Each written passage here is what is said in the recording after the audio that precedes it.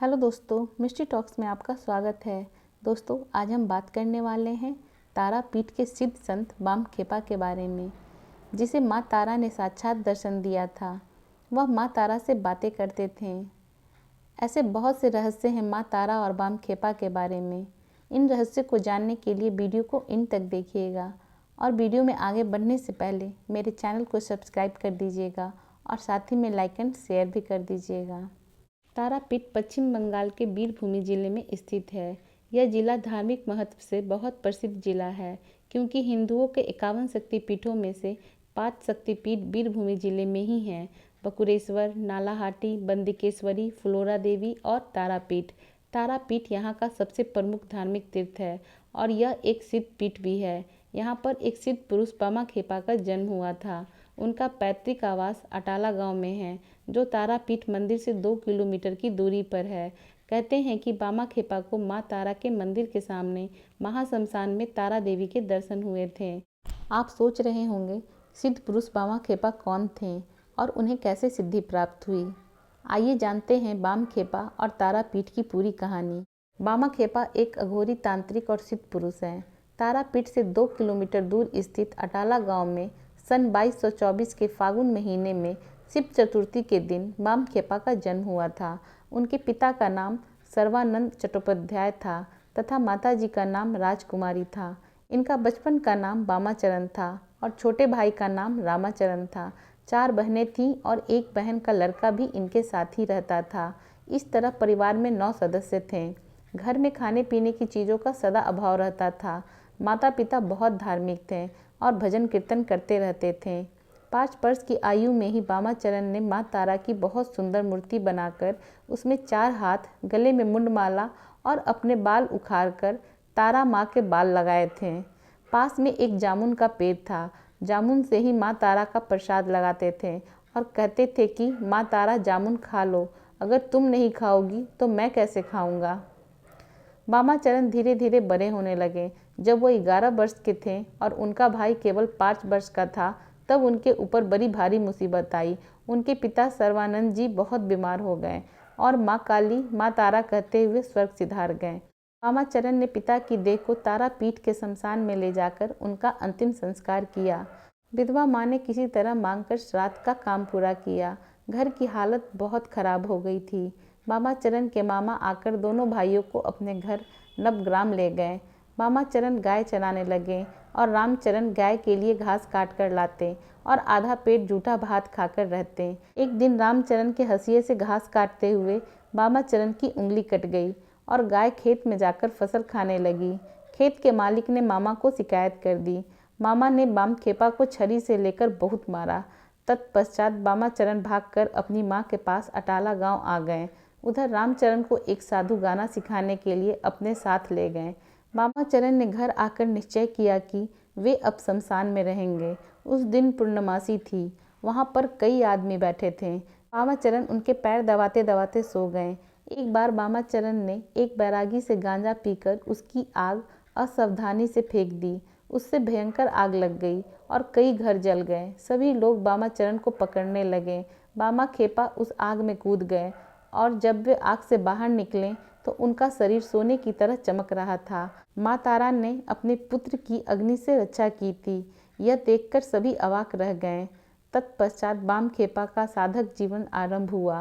मोक्षदानंद बाबा व साईं बाबा आदि ने उन्हें महाश्मशान में आश्रय दिया। कैलाशपति बाबा उन्हें बहुत प्यार करते थे। एक दिन कैलाशपति बाबा ने रात में बामाचरण को गांजा तैयार करने के लिए बुलाया। उस रात बामाखेपा को बहुत डर लगा। असंख्य दैत्याकार आकृतियां उनके चारों ओर खड़ी थी। बामखेपा ने जय गुरु, जय तारा माँ पुकारा और वे सब आकृतियां लुप्त हो गईं और बामाचरण ने बाबा कैलाशपति के आश्रम में जाकर गांजा तैयार किया।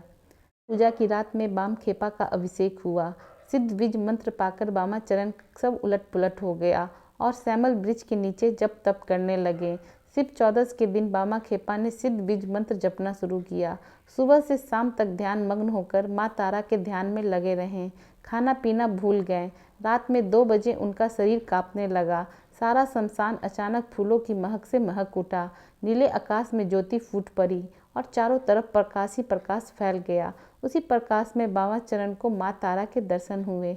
बाघ की खाल पहने हुए, एक हाथ में तलवार, एक हाथ में कंकाल की खोपड़ी और एक हाथ में कमल फूल और एक हाथ में अस्त्र लिए हुए, आलता लगे पैरों में पायल पहने हुए, खुले हुए केस, जीभ बाहर निकली हुई, गले में जावा फूल की माला पहने, मंद मंद मुस्कुराती हुई माँ तारा बाम खेपा के सामने खड़ी थी।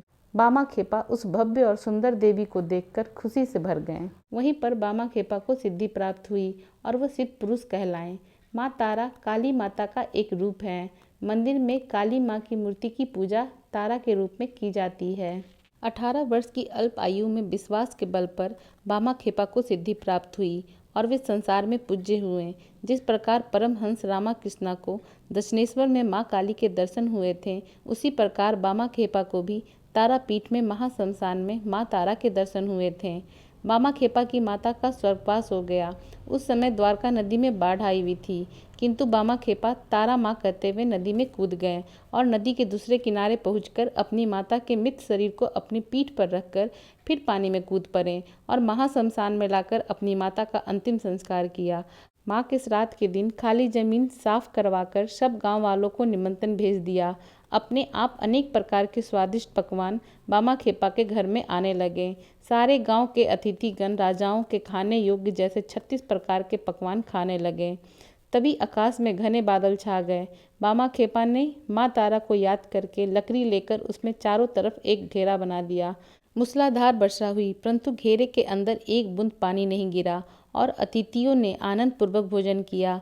जब अतिथिगण भोजन करके जाने लगे तो बामा खेपा ने तारा को याद करके बादलों को साफ कर दिया और बारिश रुक गई। बामा खेपा को देखने से लगता था कि वह बड़े कठोर हैं, लेकिन उनका हृदय बड़ा पवित्र और कोमल था। वे अपने भक्तों के अनुरोध पर कई असाध्य रोगों को ठीक कर दिया करते थे। धीरे धीरे बामा खेपा की उम्र बढ़ती गई और वे 72 साल के हो गए। कृष्णा अष्टमी का दिन था। बामा खेपा तारा माँ का प्रसाद खा रहे थे। अचानक कुत्ते बड़ी जोर जोर से चिल्लाने लगे। फिर एक कंकाल की तरह के चेहरे वाला एक सन्यासी आया और फीकी सी हंसी हंसते हुए बोला, अब क्या बाबा, चलो, तुमको अपने साथ लेकर ही चलूँगा। उस दिन भक्त लोग उनको घेरे बैठे रहे। बाबा की सांस जोर जोर चल रही थी। अचानक उनकी नाक का अग्रभाग लाल हो उठा। सभी लोग माँ तारा पुकारने लगे। माँ तारा सुनाई पड़ने के साथ ही बाम खेपा का शरीर स्थिर हो गया और एक महायोगी योग माया में लीन हो गया। चारों ओर बाम खेपा के स्वर्ग सिधारने की खबर फैल गई। दूर दूर से लोग इस सिद्ध पुरुष के दर्शन के लिए उमड़ पड़े। महाश्मशान के पास ही एक नीम के पेड़ के नीचे उनको समाधि दी गई और माँ तारा का सबसे योग्य पुत्र माँ तारा में ही समा गया। महाश्मशान में तारा देवी का पदापद मंदिर है। तारापीठ की यही मुख्य जगह है। यहाँ पर आकर यात्री लोग मनोकामना के लिए ध्यान करते हैं और उनकी मनोकामना पूर्ण हो जाती हैं। इस मंदिर के पास ही बाम खेपा का समाधि मंदिर है। शमशान के बड़े बड़े साधु संतों की समाधियाँ भी हैं। साथ में कई समाधि मंदिर भी है। अभी भी बहुत साधु कुटी बनाकर शमशान में रहते हैं।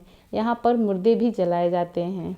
तारापीठ में एक और जगह देखने योग्य है। उसका नाम है मुंडमार नीलता। वहाँ पर भी माँ तारा की मूर्ति है। सुना है कि काली माँ अपने गले की मुंडमाला वहाँ रखकर द्वारका नदी में स्नान करके माला पहन लेती थी, इसलिए इस स्थान का नाम मुंडमालिनी है। यहाँ पर भी एक शमशान है। आपको तारा माँ और बाम खेपा की कहानी कैसी लगी, कमेंट करके ज़रूर बताइएगा। तो मिलते हैं नेक्स्ट वीडियो में और भी रहस्यमय जानकारियों के साथ। तब तक के लिए बाय बाय। अगर आपको मेरी वीडियो पसंद आई हो तो मेरे चैनल को सब्सक्राइब करना मत भूलिएगा और साथ ही में लाइक एंड शेयर भी कर दीजिएगा और बेल आइकन को दबा के ऑल कर दीजिएगा ताकि मेरी नई वीडियो की नोटिफिकेशन आप तक आ सके। Thank you.